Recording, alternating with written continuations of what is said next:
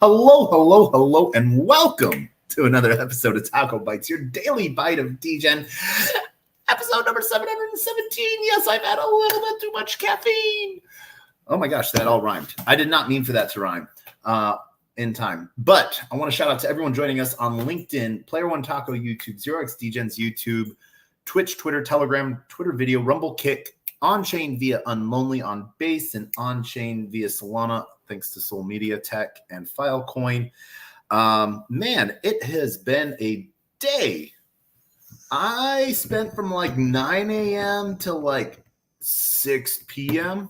Over at the Book.io's office because Hosky Token was holding a one of the Texas chapter dREP, decentralized representative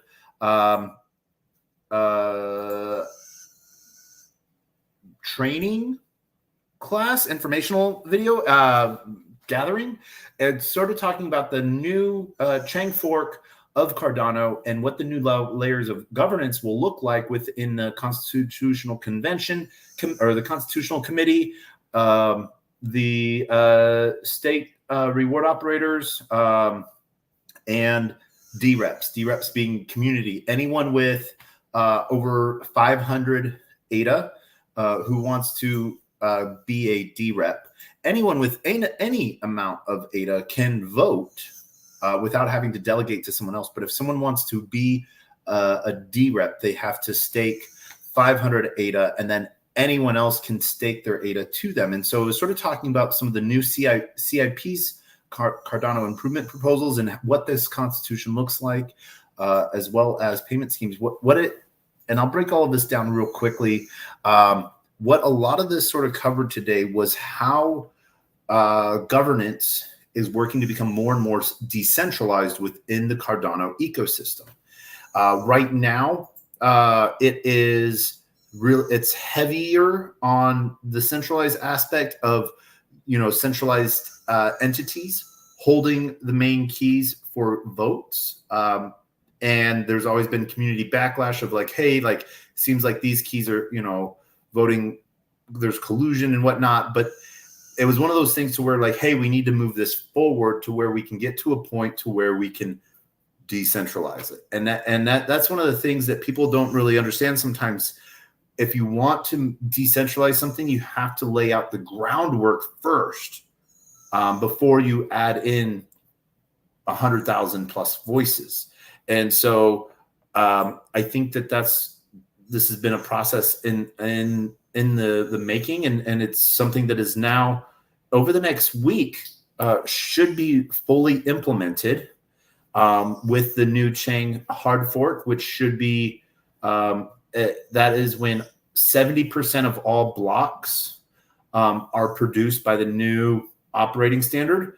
The fork is considered successful, and they will overtake it, because then previous block producers will have, if they want to produce a new block and they're building off of a Chang block, they have to then install Chang to be part of that block production. And so it's an interesting mechanism there.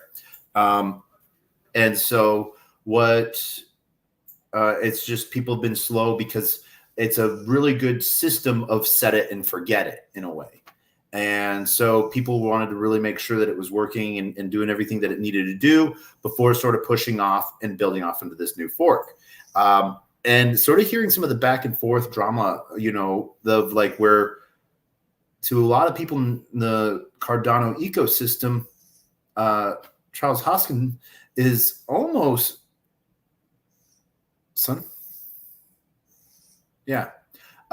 is almost like a demigod, maybe not a god, but a demigod, and but a very intriguing person to listen to. And when he says something, when he says jump, most people say how high. But with the staking rewards pool operators, the validators, the people that are running the hardware, when he said everyone update to this, this was like the first time everyone's like, no, we want to see it tested more first. And so seeing the power of the voice of the community really sort of gave the entire community an idea of the power of the voice of the community. So before it was sort of thought of that, only the governing council had authority, but being able to see how this has started to take a new approach has really impressed a lot of people. And I think that it's a really good mechanisms of being put in place on the committee sides. And there's a lot of different organizations that have keys for vote towards like the Constitutional Council. But it's not necessarily individuals. It's each one of those votes is governed by a council of some shape or form. So, we give you a vote, but then you ad hoc that vote as well. So it's sort of interesting to see decentralization of decentralizing. But the idea behind it really is to create more information. And so it was a gathering of about 10 people today. It was a day event, and a huge shout out to Book.io / Stuff.io for allowing us to use their office today. That was very generous of them. And so I did everything I could to sort of help out at the end of the day with some fun stuff that you'll see come out of video production from Book.io. It was a lot of fun. But I was super excited to meet a lot of people that are looking at how they can have a voice as a dREP and what they can do, because these are people that have had a lot of experience and long time in the Cardano ecosystem. Now, where are all the bad things at? All right, well, other than this meeting being ran by Hosky Token, straight love, but eventually the community says that you're going to have to rug to keep your promise, but to really go to zero. But the only concern I sort of had was that a lot of individuals that were looking at governance had very narrow minds when it came to blockchain technology of Cardano or nothing. Now, I'm not saying that they were just Cardano maxis. They found a home in Cardano. And so one of the things that I have seen, and oh man, you should have seen, I got a lot of flack. I took a lot of flack for Solana today, guys and gals, but I represented good. And so, but I think I even turned someone on to Drip House, or like 2 people on to Drip House. So I'm doing my job. But at the same time, what I think sort of happened, where Cardano shows its force is in its community. Who has shown force through the worst of times and the best of times? Solana community. Do I see? No, those communities are like oil and vinegar type of thing, but they are huge representatives of each other, which is really cool because there's so many cool things building on Cardano. I barely ever talk about Cardano other than maybe I might talk about CNFTCon in Vegas a few years ago, and Rare, and then I'm going to be at Rare Evo next week. But there are so many cool projects that are building on Cardano, and each one has a community around it that is amazing. So, and they're all building really cool things. So, wanted to give a huge shout out to Clay Nation, and the opposite would be Claynosaurs. There's what else? There's Moon Ducks, or there's some other ducks on Cardano, and there's some ducks on Solana. It's there's all these different mirrors. You can only have all of these certain amount of there's only a certain amount of type of animals and PFP type of creatures. There are a ton of similarities, and I think one of the things that people are not used to is thinking outside of the chain you're on. interoperability is one of those things that is going to have to make people think about this. And we're starting to see, excuse me real quick. Oh my gosh, I got a sneeze coming and I feel it. Sweet. Nakamoto. Excuse me. Sorry. I apologize. All right, good. There's no boogers hanging out of my nose, on my mustache and stuff like that. So I'm good. But interoperability is going to really require people to think outside of their own chain. And what if I'm able to vote or have governance or have a say, on a different chain that's super easy? It's a one-click option. Or I go to a website and I buy some digital thing and it tells me when I'm trying to I want to take custody of this, and it gives me a list of all of these chains that I could bring that item to, and it'd be my choice. And so then I could put it on Solana, or then send it over to Cardano, or then just sort of have it on Hedera, or bring it over to Polkadot, or bring it over to Polygon, or bring it over to Sui, just not Sway. Okay, we'll go to Sway. When we are looking at things how they are right now, it's just people are having to build in siloed environments because they want to get their tech right first. And we're really seeing a lot of tech innovation come out of Cardano that is Cardano specific. And so a lot of the way the ledger has some interesting aspects. We're going to talk with some cool devs during Rare Evo. And so we're going to talk about and break down some of the differences between Cardano's contract language and blockchain language, and where there's some similarities with different blockchains and what the big fuss is about. Maybe we are going to try to do an interview with Charles. I'm going to try to. Might end up only being allowed to talk to Nike the pig, but hey, I've had cool conversations with pets before. I had a really awesome conversation with a dog, a decent dog, not the best of dogs. This dog went to the bathroom in the kitchen, and I heard there's video of it from the security camera, and that might get released tomorrow.